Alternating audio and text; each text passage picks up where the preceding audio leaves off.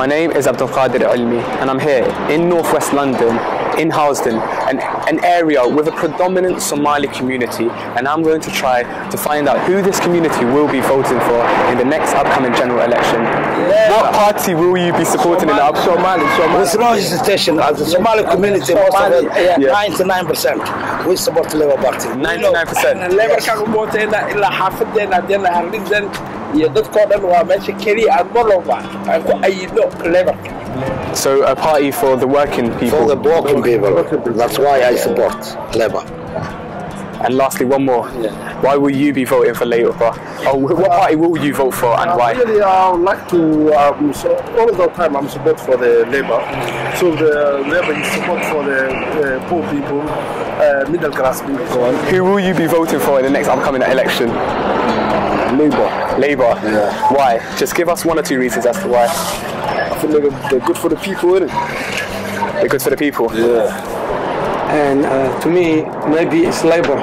Labour? Yeah. Why? Yeah. Why would you be voting? Yeah, because they defeat everything. Who will you be voting for in the next upcoming election? I don't think I have any choice.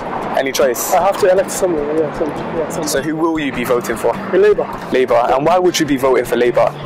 Because I believe Labour, they are for us working class people. So a party for the working class people. That's right.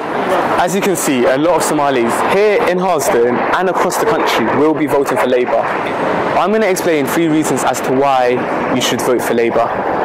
Over the past 7 years, the Conservative government have tripled tuition fees to £9,000, an amount that has discouraged many young people from applying to university. If elected, the Labour government will work to abolish tuition fees.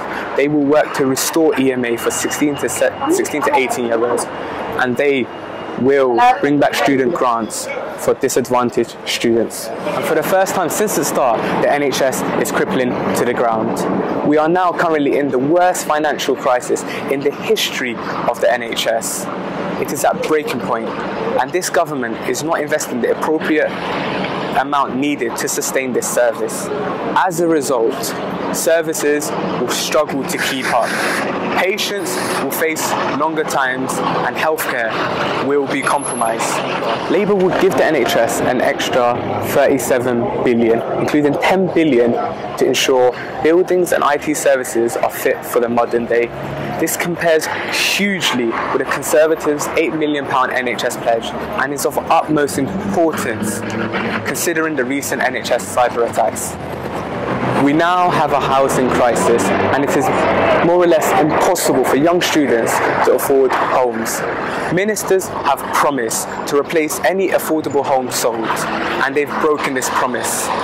Only 1 council home is replaced for every 5 sold under the Right to Buy scheme.